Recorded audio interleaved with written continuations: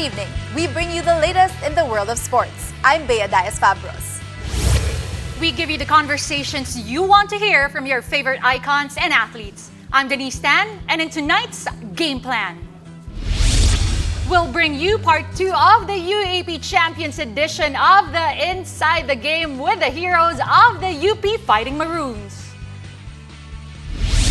We'll also catch up with SEAG Games 2022 gold medalists Jiu-Jitsu's Meggie Ochoa, Courageous Jack Escarpe, and triathletes Fer Casares and Kim Mangrobang. And it's time to present my latest to-do list for the superstars in the NBA Conference Finals. Is Luka Doncic the best player remaining in the playoffs? Buckle up, sports fans. Let's get in the game. We are still on a UP fight fever after the historic run of the Fighting Maroons to win Season 84 title. Diego dives deep behind the story behind UP's campaign with my Cagulangan, James Spencer, Zavier, Lucero, and Malik Diouf in part 2 of our special edition of Inside the Game.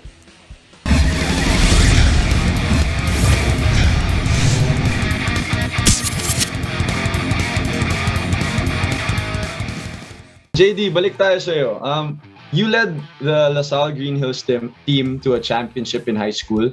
Galing kang Butuan, dun yung roots mo. Then you stayed with LaSalle but didn't get an opportunity to play that much.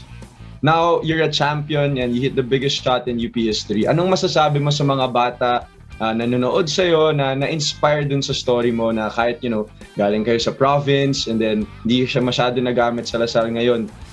Redemption, glory for UP. Kahit sinong tao may goal. Kumbaga may goal sila.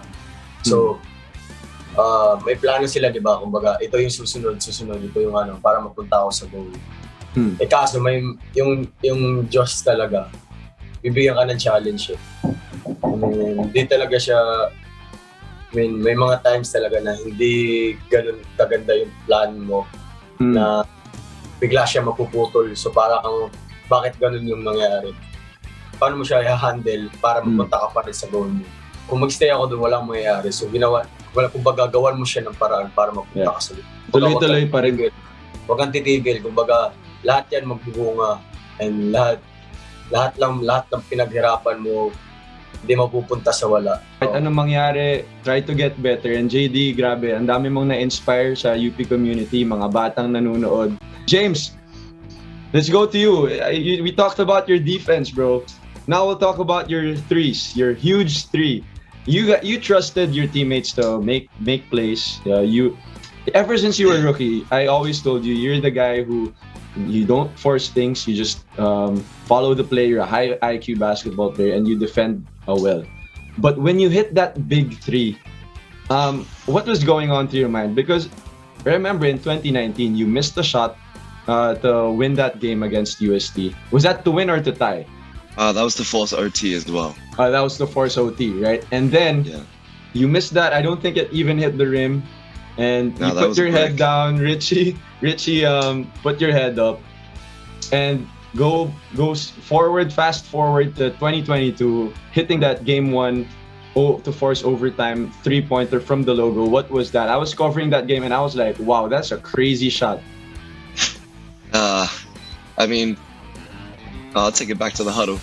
I kind of, as we were running in for the timeout, I kind of just said, like, under my breath, I'm hitting, guys.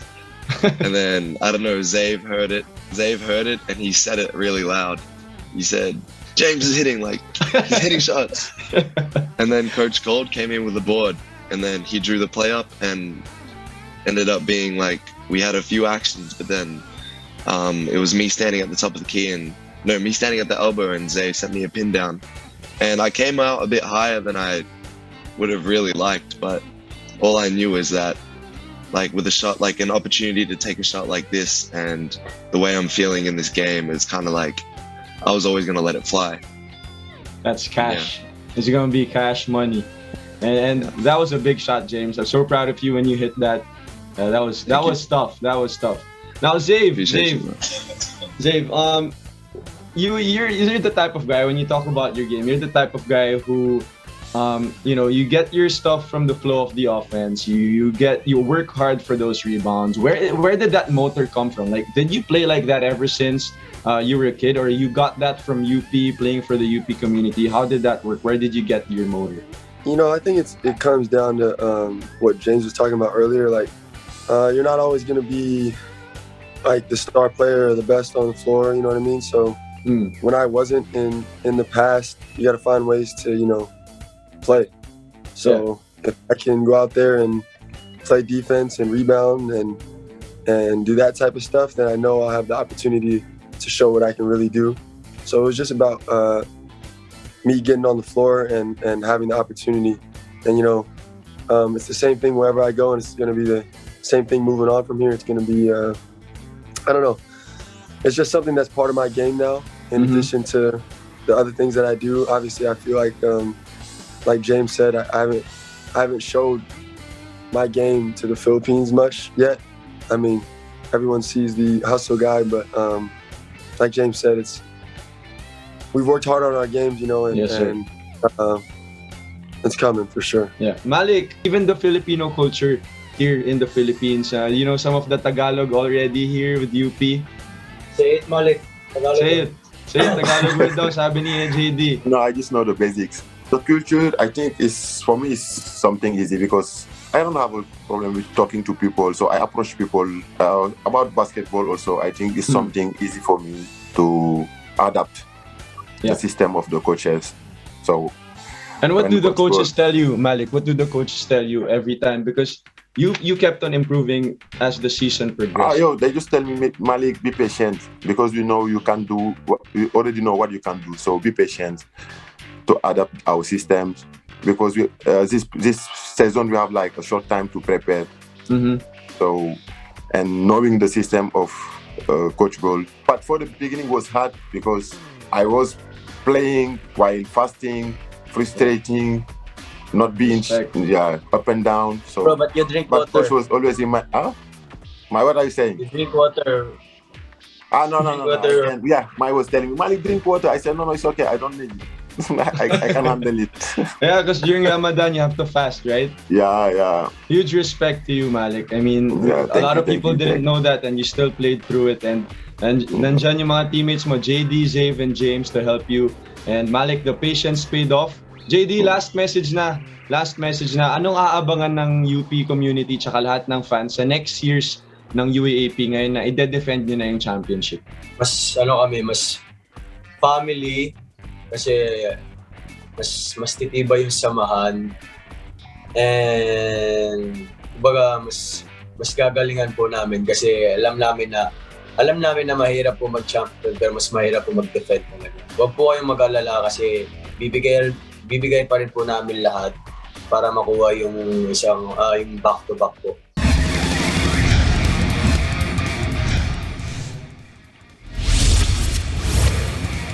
After the break, we'll catch up with SEA Games 2022 gold medalists Jiu-Jitsu's Meggie Ochoa and triathletes Fem Casares and Kim Mangrobang. Stay tuned, you're watching The Game.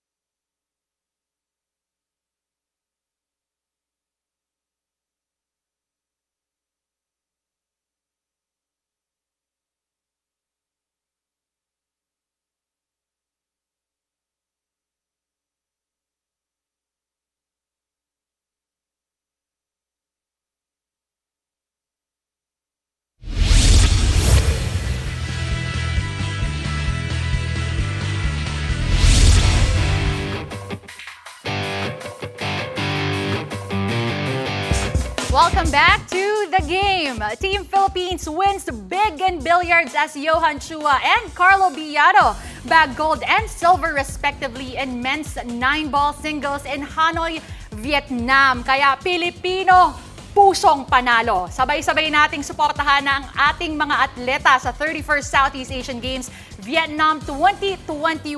Catch all the adrenaline-fueled action until May 23 on One Sports and One Sports Plus. Now, speaking of glory, we have a golden set of athletes with us who are fresh from bringing back the gold in the SEAG Games. Joining us tonight are Jiu-Jitsu's Meggie Ochoa, triathlete for Casares, and our double gold winner in triathlon and duathlon, Kim Mangrobang. So, for Kim, Meggie, congratulations to you all and Congratulations. welcome to the games. Thank you so much. Good evening, everyone. So I'll go first, right, Meggie. I know there was a lot of preparation in the last 2 years. Actually, even the last year, latter part, you had a training in Batangas in August. You went to New York nung March. You also went to San Diego for a while nung April. I know a lot got into it. Fundraiser pa nga nung April, di ba? What sets this apart from the past SEA Games aside from those kinds of preparation?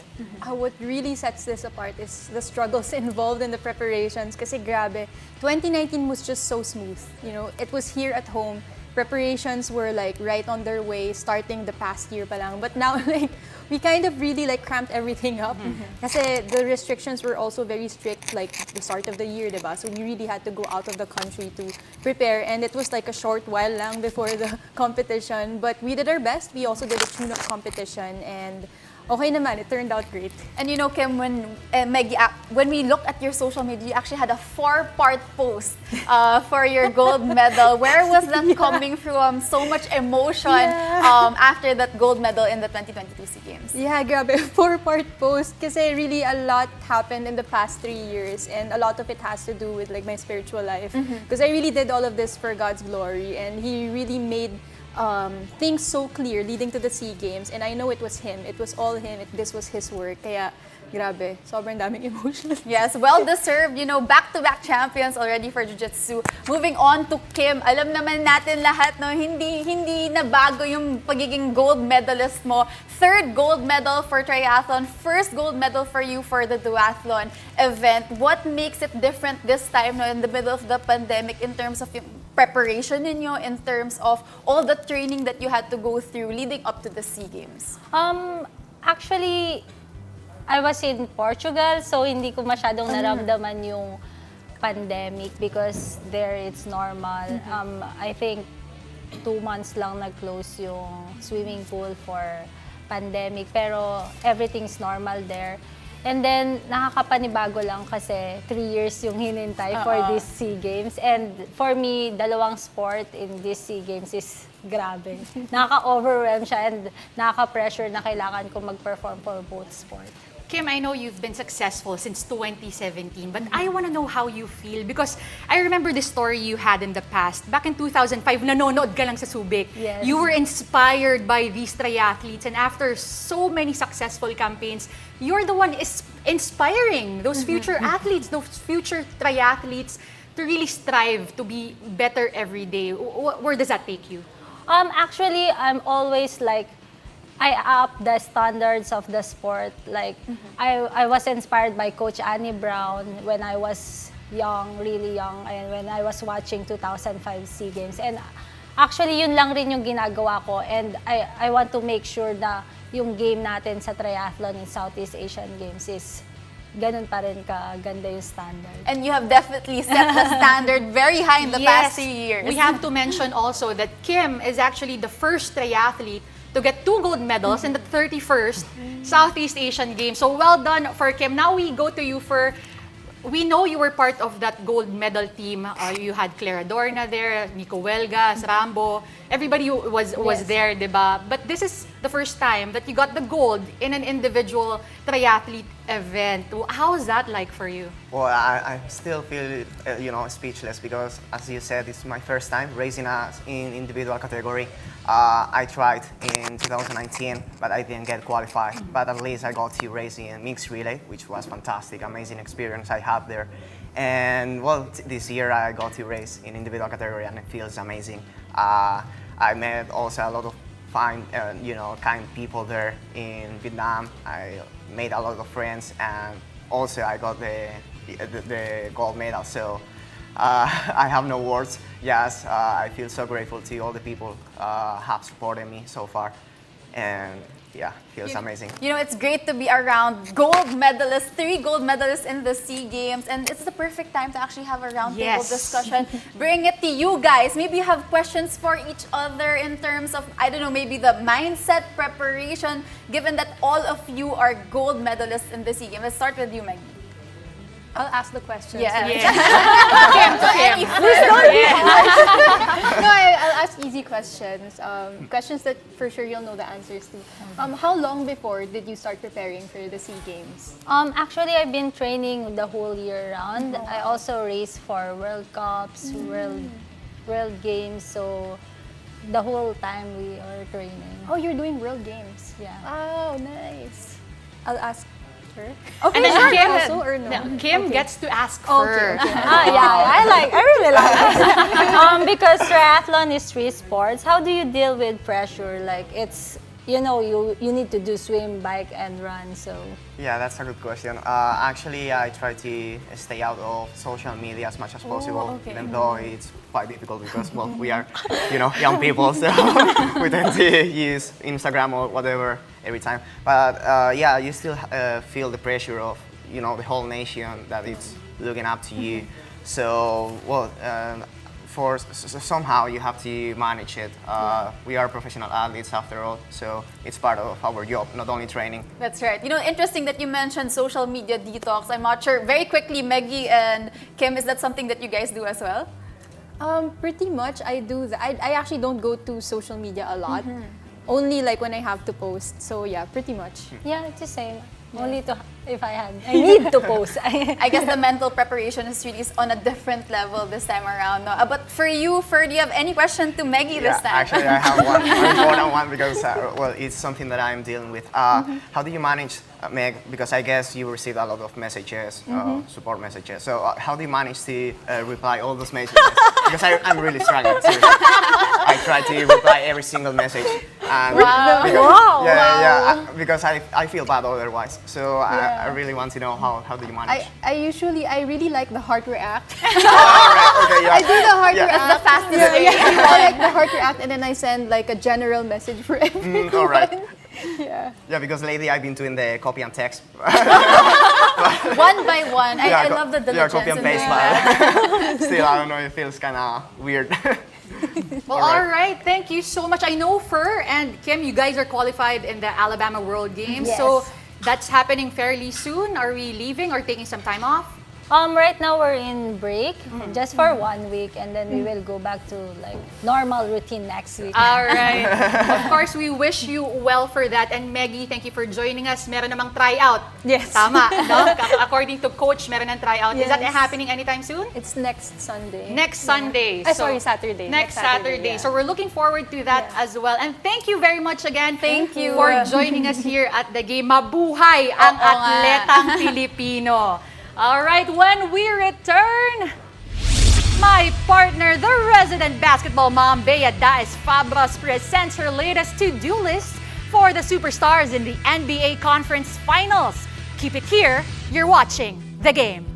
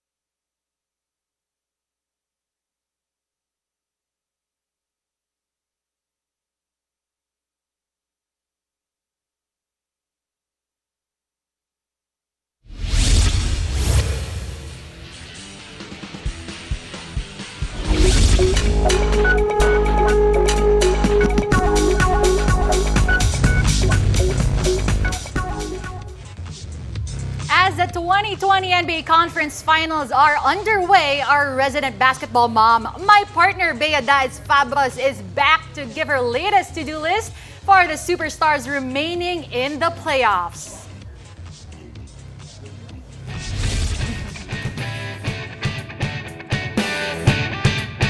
All right, as we know, Bea, you have a lot of things to talk about. Exactly. This conference finals. You have a lot of thoughts that your to-do list, you can run it down. Exactly. Go ahead. You know, we have a very exciting conference finals for the Eastern Conference and the Western Conference. But let's start things off with the team that drew first blood in the Eastern Conference finals. Just today, the Miami Heat.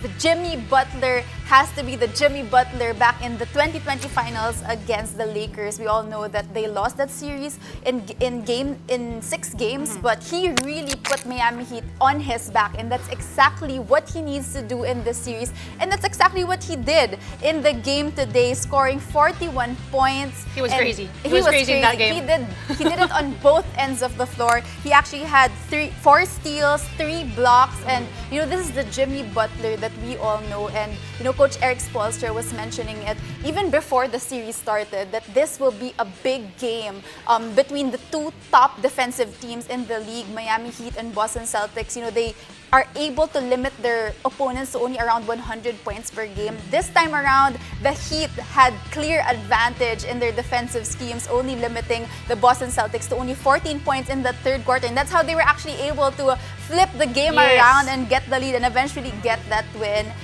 And moving on to the Boston Celtics, you know, for the Boston Celtics, Jason Tatum has to be able to destroy the defense of the Miami Heat. And I say this because in that particular third quarter, that's when they really collapsed. I mean, Jason Tatum scored more than 20 points in the game today, but then in that particular third quarter, he had 6 turnovers and he only scored 5 points in that third quarter. And that's why I really think that, you know, he will be the clear leader of this Boston Celtics squad. I know Marcus Smart wasn't there, Al Horford wasn't there today, but then moving on in the next few games, he has to be that leader for the Boston Celtics. Now, we move things over to the West Western Coast. Conference Yes, Finals. exactly. I personally love the Western Conference teams. Let's start things off with the Golden State Warriors, one of my favorite teams in the NBA, to be honest. And you know, I mentioned that their trio in Steph Curry, Klay Thompson, and Draymond Green have to get back and unleash their championship DNA. I mean, in the past 8 years, they've been in the conference finals for 6 times. And, you know, we all know that they are a 3-time champion and from 2015, 17, and 19. So, you know, this trio really has that maturity, has that depth of experience. And after last year, a subpar last season for the Golden State Warriors, I think they're in a perfect position this time around to really make it all the way. And up against them will be a very determined Luka Doncic and the Dallas Mavericks. I mean, them really defeating the Milwaukee Bucks, dethroning them, the previous NBA champions, is really a big thing. I think they have a lot of, you know, expectations just because Luka Doncic has been amazing. And that's why I say that Luka Doncic has to establish himself as the best player left in the conference. His numbers in the playoffs currently been like MVP numbers. Exactly. And I know it's almost like a one-man team for Dallas, but you know, Luka Doncic was able to make it happen versus the Milwaukee Bucks. Despite them putting different defensive schemes on him, he's still able to score. So I think that he'll be able to do it also against the Golden State And you know Warriors. what? Whatever works, works. Exactly. As long as it gets you to that finish line. So always very insightful. Again, that was Bea Diaz Fabros giving us her NBA thoughts in this conference finals. And that will wrap it up for today's show. Thank you for joining us. I'm Denise Tan. And I'm Bea Diaz Fabros. And this has been The Game.